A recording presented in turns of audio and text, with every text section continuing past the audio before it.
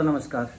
दोस्तों मैं सतवीर सिंह अपने YouTube के भारत लिंक ग्लोबल चैनल पर आपका स्वागत करता हूं। दोस्तों लगभग 3-4 महीने पहले चोई रणजीत सिंह चौटाला जी ने एक अफवाह छोड़ी थी मीडिया के माध्यम से, सोशल मीडिया के माध्यम से, कि मैं चाहता हूं कि मेरा परिवार यानी मेरे दोनों बच्चे एक हो जाएं।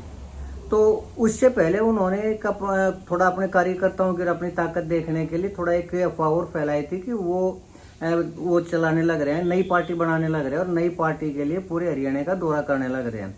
हालांकि कुछ लोकल चैनल थे, उन्होंने ये चलाई थी अफवाह कि भाई इतने हजारों कार्यकर्ता आ गए, ये हो गया वो हो गया, लेकिन वो ऐसा कुछ भी नहीं था। मुझे पहले ही लग रहा था और मैंने वीडियो भी बनाई थी कि उनका ये प्रयास है, ये इतना ज़्यादा सफल नहीं होगा। खैर कोई बात नहीं। तो जब उन्होंने देख लिया कि उनका ये अलग पार्टी बनाने का प्रयास नहीं सिरे चढ़ पाएगा, तो फिर उन्होंने चर्चा चलाई कि भाई मैं अब इस परिवार का बुजुर्ग हूँ, सबसे ज़्यादा मैं ही बुजुर्ग हूँ और मैं चाहता हूँ कि मेरा परिवार इकट्ठा हो जाए। यानी जो ओम प्रकाश चौटाला जी के बच्चे हैं, यानी अभय सिंह चौटाला जी और अजय चौटाला जी, वो एक हो जाएं और मैं उन्हें मार्गदर्शन देने के लिए तैयार हूँ। तो दोस्तों उसी दिन मैंने वीडियो बनाई थी कि रणजीत सिंह जी, आपने सारी उम्र ओम प्रकाश चौटाला जी के खिलाफ राजनीति की है और ये संभव ही नहीं है कि ओम प्रकाश चौटाला जी के बच्चे यानी अभय चौटाला जी और अजय चौटाला जी आपको एक्सेप्ट कर लेंगे। अजय चौटाला जी की तो मैं कहता नहीं, लेकिन अभय चौटाला जी को जिस दिन इस चर्चा के बारे में सुना भी, तो उस दिन ऐसा करारा जवाब देंगे कि आप उस दिन को ये सोचोगे कि क्यों मीडिया में ये चर्चा चलाई। और हुआ भी ऐसा ही दोस्तों। जब अभय चौटाला जी को पता चला तो उन्होंने वास्तव में, जैसा कि मुझे उम्मीद थी, ऐसा ही जवाब दिया। वो जो रैली थी 25 सितंबर की देवला जी की, उसके बाद एक प्रेस कॉन्फ्रेंस की थी रोहतक के अंदर। उस रोहतक के प्रेस कॉन्फ्रेंस में उन्होंने जवाब दे दिया था और काफ़ी कुछ कहा था, इतना कुछ कहा था, इतनी मुझे भी उम्मीद नहीं थी। खैर, तो वो चर्चा होगी बंद। और हालांकि इसी चर्चा के ऊपर कि परिवार एक हो जाना चाहिए, अजय चौटाला जी ने भी ये कहा था, हाँ भाई ये तो अच्छी सोच है, परिवार तो एक होना ही चाहिए। तब भी मैंने वीडियो बनाई थी। उन्होंने कुछ दिन बाद कहा था, जब रणजीत चौटाला जी ने कहा, उसके कुछ दिन बाद अजय चौटाला जी ने कहा था। तो तब भी मैंने कहा था कि अजय चौटाला जी, आज तो आप परिवार को इकट्ठा करने की वो कर रहे हैं, सपने ले रहे हैं, लेकिन तब कहाँ थे जब आपने जजपा का निर्माण किया था, इनेलो को एकदम से छोड़ दिया था और उस रैली के अंदर ओम प्रकाश चौटाला मुर्दाबाद के नारे लगाए थे? क्या तब आपको परिवार दिखाई नहीं दे रहा था? और मुझे नहीं लगता कि अभय चौटाला जी इस चीज़ को स्वीकार करेंगे। तो हालांकि अजय चौटाला जी के कमेंट के ऊपर तो रणजीत सिंह चौटाला जी ने ये कहा था कि अजय एक सिंसियर बच्चा है। चलिए, उनकी तारीफ की थी, अच्छी बात है, होना भी चाहिए। अगर कोई अच्छी तरह से बात करता है तो सिंसियर तरीके से बात करता है तो उसकी तारीफ होनी भी चाहिए। चलिए, खैर कोई बात नहीं। तो दोस्तों, अब मैं कोई मीडिया रिपोर्ट्स देख रहा था तो उसमें आज मैंने देखा कि रणजीत चौटाला जी का एक बयान और आया आज, और उन्होंने कहा था कि मैंने तो चाहा था कि मेरा परिवार इकट्ठा हो जाए, लेकिन लगता है बच्चे मेरी सुनते नहीं, तो अब मुझे कोई कड़ा फैसला लेना पड़ेगा। ये जो रणजीत सिंह चौटाला जी का बयान है, जो मैंने आज ही देखा था।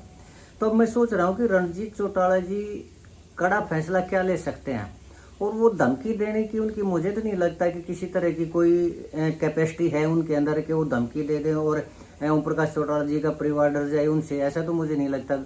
लेकिन फिर भी अगर वो ये कह रहे हैं कि मैं कोई कड़ा फैसला लेने जा रहा हूँ या कड़ा फैसला लूंगा, मैंने सोच लिया, तो क्या कड़ा फैसला लेंगे? तो उस कड़े फैसले का जो ओम प्रकाश चौटाला जी के परिवार पर असर क्या पड़ेगा? मुझे तो नहीं लगता कोई असर पड़ेगा, लेकिन फिर भी थोड़ी बहुत चर्चा कर लेते हैं। तो अगर वो ये सोच रहे हैं कि मैं अलग से पार्टी बना के न और वोट तोड़ लूंगा, तो अलग पार्टी का तो प्रयास किया था रणजीत चौटाला जी ने, तो क्या वो सफल हुआ वो प्रयास? उन्होंने थोड़े बहुत पैसे लगाकर हर डिस्ट्रिक्ट में एक रैली की थी, तो पैसे खर्च करके तो कोई भी वो कर ले। अगर अगले 4 साल भी वो पैसे खर्च करके लोगों को बुलाते रहेंगे, दिखाते रहेंगे, भीड़ दिखाते रहेंगे, तो लेकिन वोटर कहाँ से मिलेंगे? वोटर तो है ही नहीं।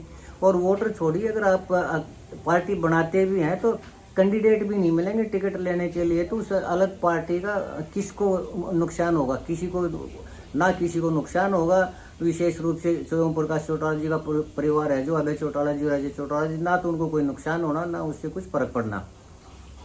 अब दूसरी बात, अगर मान लीजिए वो ये कहते हैं कि मैं बीजेपी में चला जाऊंगा, तो बीजेपी के साथ तो समर्थन दिया था ना आपने 2019 से लेकर 24 तक समर्थन तो था, फिर कैसे वो कर दिया?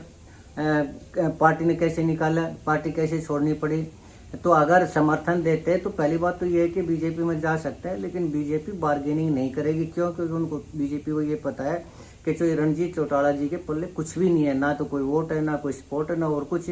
अगर एक सिंपल कार्यकर्ता के रूप में बिना समर्थन, जैसे बिना शर्त के समर्थन देते हैं, जैसे 2019 में दिया था बिना शर्त के समर्थन, तो ऐसे तो पता नहीं रोजाना कितने कार्यकर्ता बीजेपी में शामिल होते हैं जिनकी कोई वजूद नहीं होता, जिनकी कोई हैसियत नहीं होती, कोई वोट नहीं होते उनके पास। तो इस तरह ज्वाइन करना तो करते रहिए, उससे क्या फर्क पड़ेगा बीजेपी को, अपना ही नुकसान करवाएंगे। को हासिल बीजेपी में कुछ होगा नहीं, ना कोई पद मिलेगा, ना कोई बेनिफिट मिलेगा, ना और कुछ मिलेगा, तो हो जाए। और अगर आप ये सोच रहे हैं, यानी रणजीत चौटाला जी ये सोच रहे हैं कि मैं कांग्रेस में शामिल हो जाऊंगा और तब कांग्रेस को मजबूत करूंगा, या और उसके बाद जो अभय चौटाला जी उनका नुकसान करूंगा, तो आपने संपत सिंह को तो देखा होगा ना। अभी संपत सिंह 16 साल कांग्रेस में रहे और कांग्रेस में रह के आखिर में उनको वापिस इनेलो में जाना पड़ा। तो अगर आप सोच रहे हैं रणजीत जी कि आप कांग्रेस में आ जाएंगे, तो भूपेंद्र हुड्डा जी वो हाल करेंगे, वो मिट्टी पलीद करेंगे कि इलेक्शन भी लड़ने के लायक नहीं रहोगे अगली बार। और दूसरी बात एज की, तो 16 साल रहने के बाद संपत सिंह जो कांग्रेस छोड़ कर गए हैं, तो आज उनकी उम्र 76 साल की, 77 साल की, उनके पास लगभग 10 साल की राजनीति बची हुई है। 10 साल तक तो वो हाथ पैर मार सकते हैं। आपकी उम्र पहले ही 80-85 82 साल की हो चुकी है, अगले इलेक्शन तक वैसे 85 हो जाओगे। और एक टिकट, पहली बात तो कांग्रेस में जाओगे टिकट नहीं देगी, और अगर फिर भी निर्दलीय लड़ोगे तो एक आखिरी चुनाव होगा, उसके बाद तो फिर वैसे भी 90 साल के हो जाओगे उससे अगले इलेक्शन तक। तो उसमें मुझे नहीं लगता कि किसी तरह का कोई फायदा है। और अगर ये सोच रहे हैं रणजीत चौटाला जी कि वो, जैसे उन्होंने तारीफ भी की थी कि अजय एक सिंसियर बच्चा है, अगर वो जसपा में मिलते हैं तो भी उससे अभय चौटाला जी पर कोई असर नहीं पड़ता। क्यों? क्योंकि आज खुद जसपा यानी अजय चौटाला जी और दुष्यंत चौटाला जी हैं, वो अपने जीरो जैसे पब्लिक ने नकारा है, उससे वो खुद अपने वजूद के लिए संघर्ष कर रहे हैं। तो रणजीत चौटाला जी को वो कहाँ से कद बढ़ा पाएंगे, उनका कहाँ से वो करवा पाएंगे? हाँ, अगर जितनी 200 400 500 1000 2000 वोट होंगे बस वो मिल जाएगी। उससे एक सीट पर अगर थोड़ी बहुत वोट मिल भी गई तो उससे क्या आना जाना उससे। तो मुझे नहीं लगता कि रणजीत चौटाला जी का ये जो आज बयान आया है कि मैं सोच रहा था कि मेरे बच्चे हैं वो सिंसियर होंगे, लेकिन अब वो नहीं सुनते तो मुझे कड़ा फैसला लेना पड़ेगा, उस कड़े फैसले का मुझे नहीं लगता कि अभय चौटाला जी के ऊपर कोई असर पड़ेगा या फिर उनका रणजीत चौटाला जी कोई नुकसान कर पाएंगे, ऐसा बिल्कुल भी नहीं है। हाँ ठीक है, अब जब उनकी बात नहीं सुनेगी, वो अपना एक सुरक्षित ठिकाना जो तलाश करने लग रहे थे, उनकी नहीं चली उस मामले में, तो थोड़ा बहुत हड़बड़ी में इस तरह के बयान वो दे ही सकते हैं और देने लग रहे हैं, ताकि थोड़ा बहुत लोग उनको बिल्कुल भी ये ना सोचें आगे अभय चौटाला जी ने जो बयान दिया था उससे उनकी इंसल्ट हुई और उनका और भी कद घटा। तो इस तरह की पब्लिक अब सोचती भी, क्योंकि रणजीत चौटाला जी सारी उम्र वो करते रहे, चुनाव लड़ते रहे। चोई देवीलाल के परिवार की छत्र छाया से निकल के उन्होंने एक ही चुनाव लड़ा है, एक ही चुनाव जीता है 2019 का। उस नहीं तो देवीलाल जी की छत्र छाया से निकल के वो कभी चुनाव ही नहीं जीत पाए, और एक चुनाव उन्होंने जो जीता था वो तब जीता था जब चोई देवीलाल जी का जलवा हुआ करता, तब चुनाव जीता था। नहीं तो सारी उम्र चुनाव लड़ा, कभी कोई चुनाव ही नहीं लड़ा, कोई वोट ही नहीं मिली, कभी जीत नहीं, चुनाव लड़ा लेकिन कभी जीत नहीं मिली, कोई वोट नहीं मिली। तो फिर आज वो क्या कर लेंगे जब उनका एक सॉलिड बेस हुआ था, तब कुछ नहीं कर पाए, तो आज जब उनके पास कुछ भी नहीं तो वो क्या कर लेंगे। और इस तरीके वो ये कह रहे हैं कि मैं कोई कड़ा फैसला लूंगा, उस कड़े फैसले की कहाँ वैल्यू है, क्या वैल्यू है, मुझे तो नहीं लगता।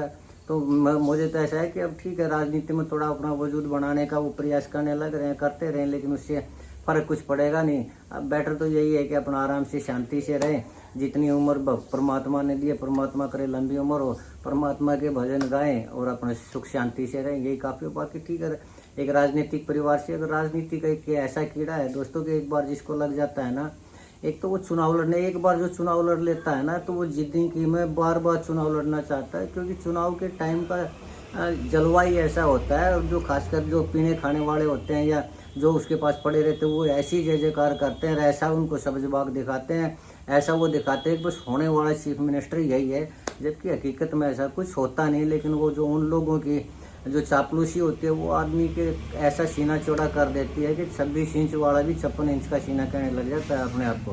खैर चलिए दोस्तों, तो आज के लिए इतना ही। मुझे उम्मीद है कि आपको मेरी ये वीडियो पसंद आई होगी। अगर आपको लगता है कि मैं सही कर रहा हूँ तो आपसे प्रार्थना करना चाहूँगा कि आप मेरे इस वीडियो को लाइक करें, शेयर करें, कमेंट करें दोस्तों, और मेरे चैनल वीडियो को हाइप ज़रूर करें। और चलते चलते एक निवेदन करना चाहूँगा कि आप मेरे चैनल को सब्सक्राइब जरूर करें, ताकि मैं इसी तरह की जो निष्पक्ष वीडियो है वो आपके सामने लाता रहूँ। आपने मेरा ये वीडियो देखे इसके लिए एक बार फिर से आपका बहुत बहुत धन्यवाद। नमस्कार, जय हिंद। हैं।